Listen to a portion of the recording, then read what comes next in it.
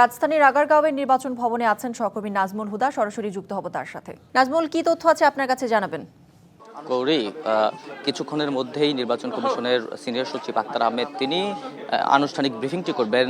সম্ভবত তিনি সেখানে যেই 297টি আসনের প্রার্থীদের আসনের ফলাফল দেওয়া হয়েছে প্রার্থীদের, তো সেই বিষয়েই হয়তো তিনি যে চূড়ান্ত যে ব্রিফটি সেটি তিনি করবেন। সেই প্রস্তুতি ইতিমধ্যে নেওয়া হয়েছে এবং কোন দল কতগুলো আসনে জয়ী হয়েছে সেই বিষয়টিও বলবেন। পাশাপাশি আজকে একই সঙ্গে ত্রয়োদশ জাতীয় সংসদের পাশাপাশি কিন্তু এবার গণভোটও হয়েছে এবং গণভোটে বিপুল পরিমাণ সাড়া কিন্তু আমরা লক্ষ্য করেছি।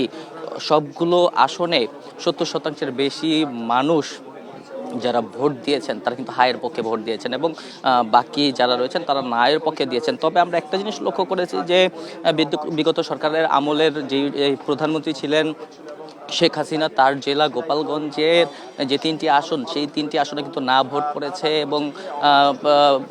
এবং পার্বত্য চট্টগ্রামের বেশ কিছু অঞ্চলে না ভোট পড়েছে। এছাড়া বলা যায় যে মোটার দাগে যে 299টি আসনে গণভোট পড়েছে সেই আসনগুলোতে সবগুলো আসনেই প্রায় সবাই অধিকাংশ মানুষই হা ভোট দিয়েছেন এবং সংখ্যাগরিষ্ঠতা এই হা ভোটের ক্ষেত্রে পেয়েছে। অর্থাৎ বোঝাই যায় যে মানুষের গণ অভ্যুত্থানের পরে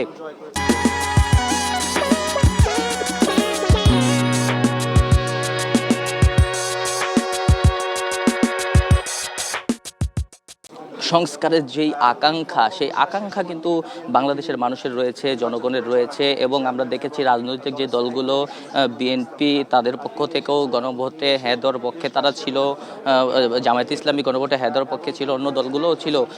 এক্ষেত্রে বলাই যায় যে সবার স্বতঃস্ফূর্তভাবে দেশের যেই সংস্কার করার যেই মানসিকতা, সেই মানসিকতার জয় হয়েছে। বাংলাদেশ হয়তো এই সংস্কারের মাধ্যমে নতুন একটি বাংলাদেশ দেখতে পাবে, এমনটি হয়তো সবাই আশা করছেন। যেই গণতান্ত্রিক অগ্রযাত্রার পথে যে পা বাড়ালো বাংলাদেশ, সেই দিকেই হয়তো যাচ্ছে। তো কিছুক্ষণ পরে যখন নির্বাচন কমিশনের সচিব তিনি আনুষ্ঠানিকভাবে সংসদ নির্বাচন এবং গণভোটের চূড়ান্ত যেই ফলাফলটা আমাদেরকে জানাবেন, কোন প্রার্থী কতজন জয়ী হইল, সেই বিষয়টা জানানোর পরে আমরা চূড়ান্তভাবে আপনাদেরকে বাকি তথ্য জানাতে পারবো। কৌরি। নাজমুল, ধন্যবাদ আপনাকে।